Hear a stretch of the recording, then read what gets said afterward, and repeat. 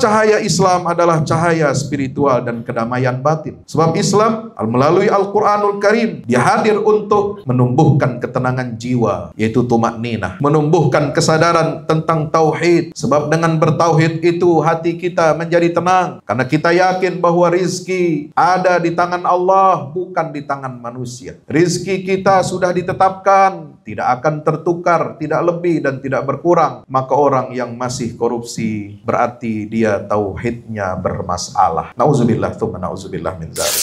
Kita sangat berhajat kepada cahaya Islam, karena Islam adalah petunjuk hidup yang syamil, yang menyeluruh, yang sempurna, mengatur kita dari ubudiyah, muamalah, muamalah ekonomi, hukum, etika hingga tata negara. Boleh dibilang Islam mengatur bukan hanya urusan-urusan ranjang mengenai hubungan seksual, bagaimana kita bertaharah, berwudu, istinja, mandi junub. Bahkan Islam juga mengatur sampai hubungan internasional, dari hubungan kasur sampai hubungan internasional.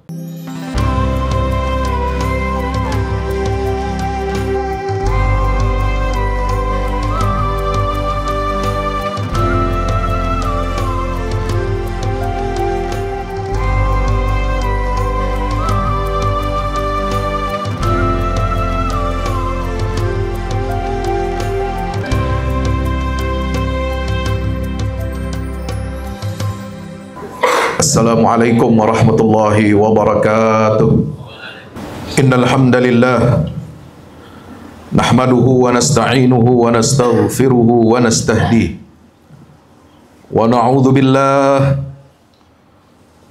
billahi min shururi anfusina wa min sayyiati a'malina. Innahu may yahdihillahu fala mudilla lahu wa may yudlil fala hadiya lahu. Asyhadu an la ilaha illallah wahdahu la syarika lah wa asyhadu anna Muhammadan abduhu wa rasuluhu la nabiyya ba'dah. Allahumma salli wa sallim wa barik ala hadzal nabiyyil ummiyil karim wa ala alihi wa ashabihi wa man sara ala hadyihi ila yaumiddin. Ibadallah, usi nafsi wa iyyakum bi taqwallah.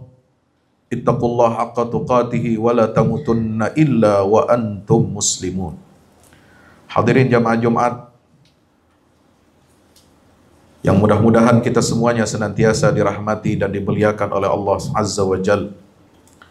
Bersyukur kehadirat Allah atas nikmat karunia, limpahan taufik dan hidayahnya kepada kita semuanya. Demikian pula nikmat kesehatan, nikmat iman dan Islam, nikmat kita dapat bersimpuh di hadapan Allah Azza wa Jal di hari Jumat yang berbahagia ini dalam rangka kita mendengarkan wasiat takwa kepada Allah Subhanahu wa ta'ala. Wasiat takwa kepada Allah adalah kalimat yang agung yang senantiasa terus disampaikan dan diperjuangkan oleh para nabi dan rasul. Demikian pula oleh para penerusnya, pelanjut risalah Nabi dan Rasul, yaitu para ulama, aulia, syuhada, dan salihin. Mudah-mudahan kita semua tergolong ke dalam hamba-hamba Allah Subhanahu wa ta'ala yang bertakwa kepadanya.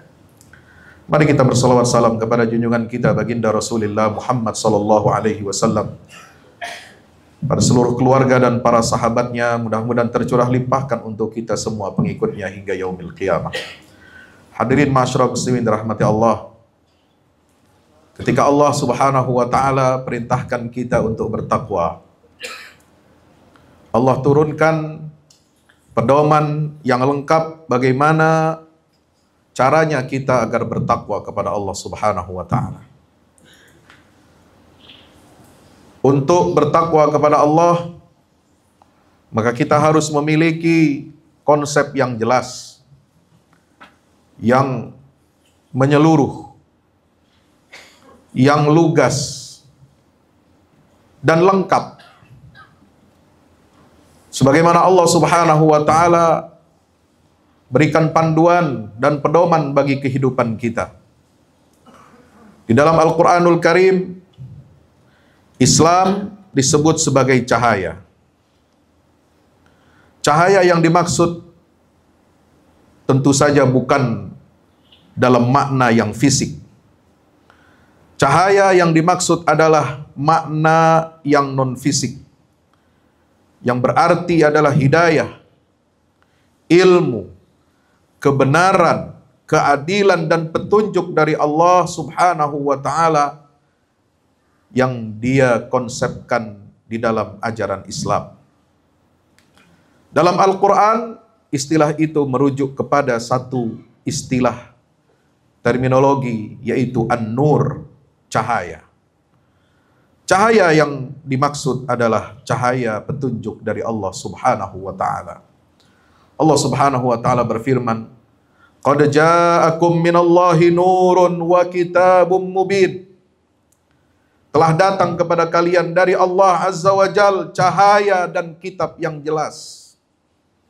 Tidak diragukan lagi bahwa dunia ini memerlukan cahaya matahari, tetapi sumber dari segala sumber cahaya itu adalah Allah Subhanahu wa taala. Allahu nurus samawati wal ard.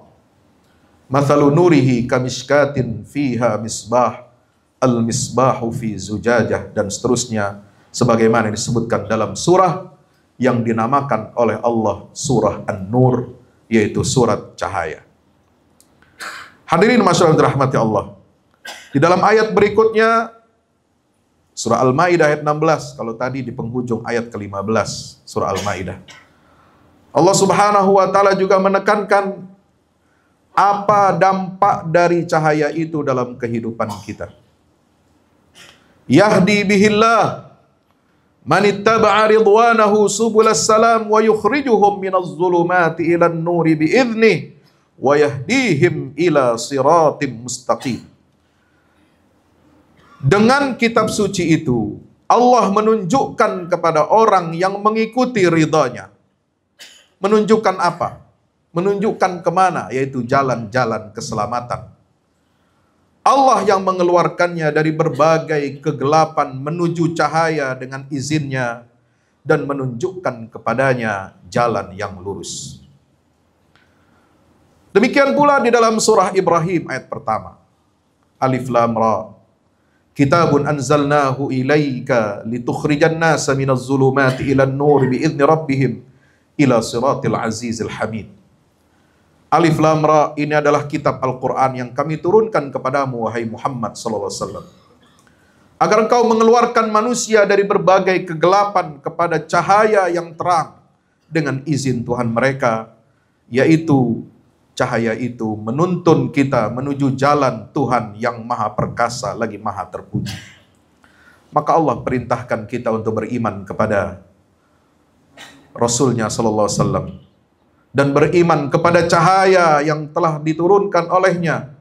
Fa'aminu billahi wa rasulihi wan nuril ladzi anzalna wallahu bima ta'maluna khabir. Maka berimanlah kamu semua kepada Allah, kepada Rasulnya, dan cahaya Al-Quran yang telah kami turunkan, dan Allah maha teliti terhadap apa yang kamu kerjakan. Masyaallah muslimin dirahmati Allah. Apa yang bisa diberikan oleh Islam sebagai cahaya bagi Indonesia? Yang pertama adalah cahaya ilmu dan peradaban. Islam memuliakan ilmu, mendorong kita untuk melek literasi, mendorong kita untuk maju dalam pendidikan serta riset dan teknologi. Sebab Islam hadir untuk menghapus kebodohan dan takhayul dari akal fikiran manusia. Iqra bismi rabbikal ladzi khalaq, khalaqal insana min 'alaq, iqra wa rabbukal akram alladzi 'allama bil qalam. Wahyu pertama yang turun kepada Nabi kita Muhammad sallallahu alaihi wasallam adalah perintah untuk membaca. Cahaya Islam, cahaya Al-Quran yang pertama adalah untuk mengikis kebodohan karena kita tidak mau membaca peradaban. Yang kedua adalah cahaya moral dan akhlak. Sebab Islam mengajarkan kejujuran, tanggung jawab, kesabaran dan kasih sayang. Dan dengan cahaya moral dan akhlak yang dibawa oleh Al-Quranul Karim ini, maka diharapkan kita bangsa Indonesia ini bisa mengikis korupsi, kriminalitas, dan dekadensi moral. Yang ketiga, cahaya apa untuk bangsa Indonesia? Cahaya keadilan sosial. Sebab Islam mengatur sistem zakat yang berkeadilan. Larangan riba yang hanya akan menyebabkan kemiskinan bertambah dan hilangnya keadilan ekonomi. Serta Islam mengatur keadilan hukum dan juga bagaimana kita harus melindungi fakir miskin, berpihak kepada mereka yang du'afa atau kaum mustad'afin. Yang keempat, cahaya Islam adalah cahaya spiritual dan kedamaian batin. Sebab Islam melalui Al-Quranul Karim, dia hadir untuk menumbuhkan ketenangan jiwa, yaitu tumakninah, menumbuhkan kesadaran tentang tauhid. Sebab dengan bertauhid itu hati kita menjadi tenang, karena kita yakin bahwa rizki ada di tangan Allah, bukan di tangan manusia. Rizki kita sudah ditetapkan, tidak akan tertukar, tidak lebih dan tidak berkurang. Maka orang yang masih korupsi berarti dia tauhidnya bermasalah. Nauzubillah tsumma nauzubillah min dzalik. Saudaraku yang dirahmati Allah Subhanahu wa taala, serta Islam juga hadir untuk meneguhkan hati kita agar kita menghadapi ujian ini dengan tabah. Selain itu juga Islam menolak materialisme dan hedonisme sebagai pangkal kerusakan mental bangsa kita. Yang keempat, hadirin yang dirahmati Allah Subhanahu wa taala, cahaya yang dibawa oleh Islam adalah cahaya politik yang etis dan kepemimpinan yang amanah. Sebab Islam melalui ajaran Al-Quranul Karim menekankan bahwa kepemimpinan itu adalah amanah tanggung jawab dari Allah Azza wa Jalla, bukan semata-mata kekuasaan ansih, apalagi untuk memperkaya diri dan golongannya. Juga Islam mendorong kita agar kita mendorong lahirnya pemimpin-pemimpin yang adil, pemimpin yang amanah, dengan pengawasan yang baik dari seluruh lapisan masyarakat. Hadirin masyarakat saya dirahmati Allah Subhanahu wa taala, maka cahaya Islam ini hadir di bumi Indonesia, di bumi Nusantara sejak zaman Khulafaur Rasyidin. Di masa-masa itu, di awal dakwah Islam ini menyebar ke seluruh penjuru dunia. Setelah Islam memasukkan cahayanya ke negeri-negeri yang dahulu dikuasai oleh Imperium Persia dan Romawi, di era Khalifah Abu Bakar Siddiq dan Umar ibn al-Khattab radhiyallahu anhuma, maka di era Khalifah Utsman ibn Affan, Islam tersebar ke seluruh penjuru dunia, masuk ke jalur sutra, ke negeri Cina, dan dari situ Islam dakwahnya masuk ke negeri kita di Nusantara. Hadirin masyarakat yang dirahmati Allah, maka usia Islam di bumi Nusantara kita ini sudah begitu panjang, ribuan tahun lamanya. Tapi mari kita bermuhasabah. Kita harus menjadikan cahaya Al-Quran ini untuk menerangi Indonesia, Indonesia yang kita cintai, negeri yang makmur, negeri yang kaya raya, negeri yang senantiasa diberikan kebanyak keberkahan dan keberlimpahan dari Allah Azza wa Jalla. Maka kita harus mengusir kegelapan dari bumi kita ini, sebagaimana Islam mengusir kegelapan dari seluruh dunia. Sebab seorang sahabat Nabi SAW, Rib'i bin Amir, ketika dia datang menghadap pemimpin pasukan tertinggi Imperium Persia, Rustum bertanya kepada Rib'i, kenapa kalian orang-orang Arab Badui datang kemari ingin menguasai negeri kami Persia yang peradabannya sudah ribuan tahun, dan kalian ini tidak memiliki peradaban apa-apa? Apa kata Rib'i bin Amir? Nahnu qaumun ibta'athana Allah linukhrijal ibad min ibadatil ibad ila ibadati rabbil ibad. Kami datang dengan izin Allah, diutus oleh Allah untuk mengeluarkan manusia dari kegelapan kepada cahaya, mengeluarkan manusia dari penghambaan kepada sesama manusia menuju penghambaan hanya kepada Allah. Wa min jauril adyan ila adlil Islam. Kami juga diutus oleh Allah untuk mengeluarkan manusia dari kezaliman sistem agama-agama kepada keadilan Islam. Wa min dhiqid dunya ila sa'atid dunya wal akhirah. Dan kami diutus oleh Allah untuk mengeluarkan manusia dari kesempitan dunia menuju kelapangan hidup dunia dan akhirat.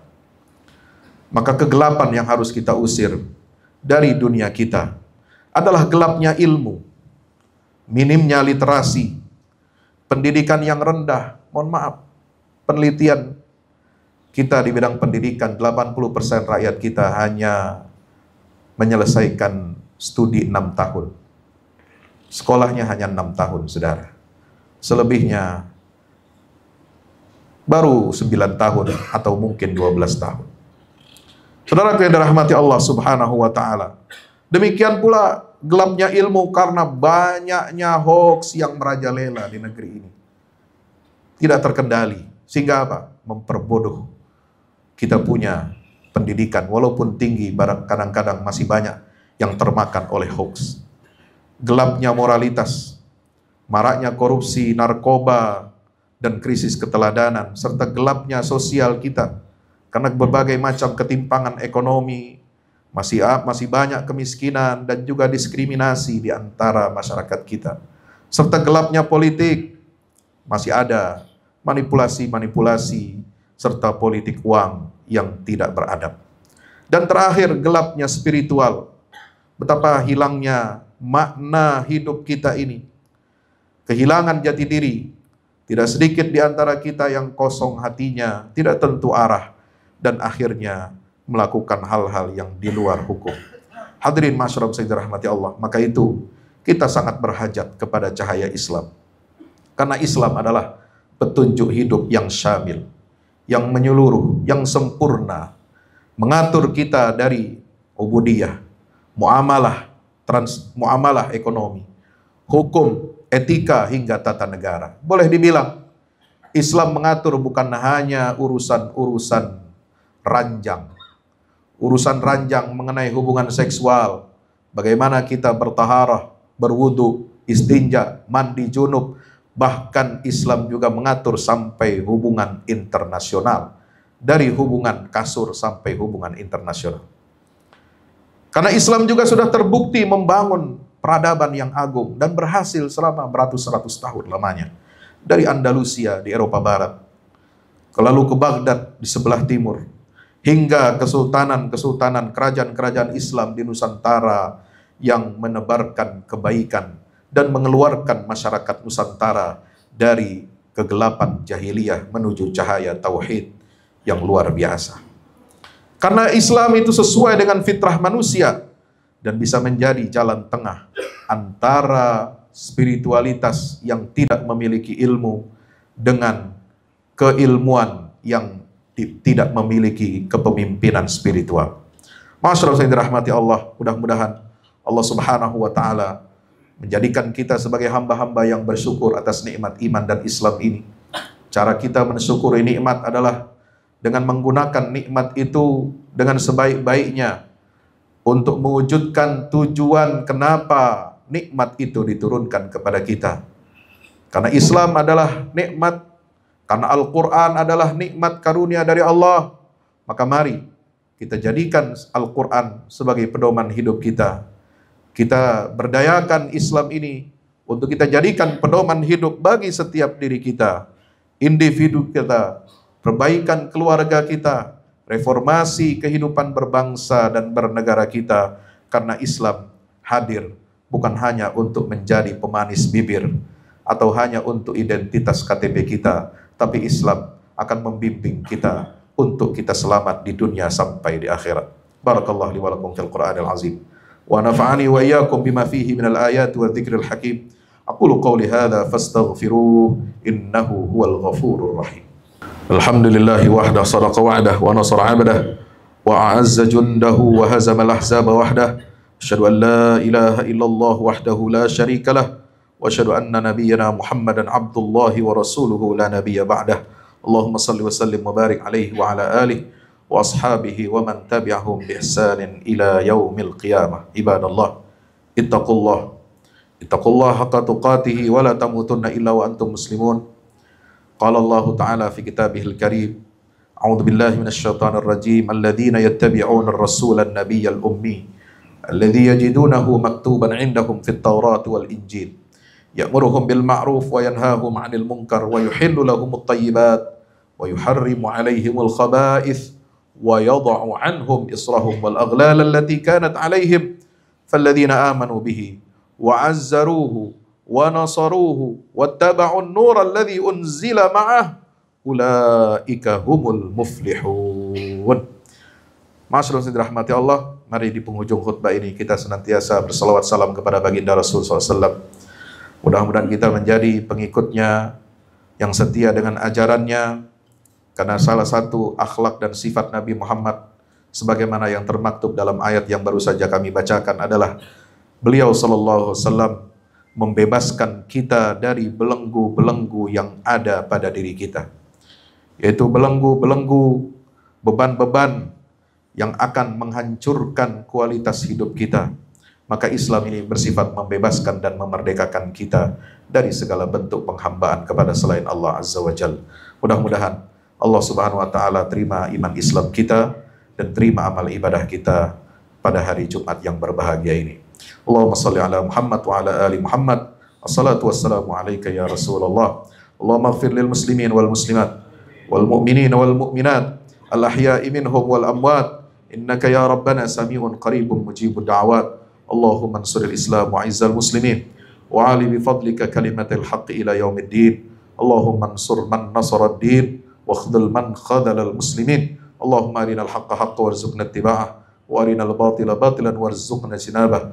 Allahumma izzal Islam wal muslimin wa ali bi fadlika kalimatil haqqi ila yaumiddin. Allahumma ansur ikhwanana al mujahidin fi Filastin wa fi Gaza wa fi Suria وفي كل مكان من بقاع الأرض يا رب العالمين.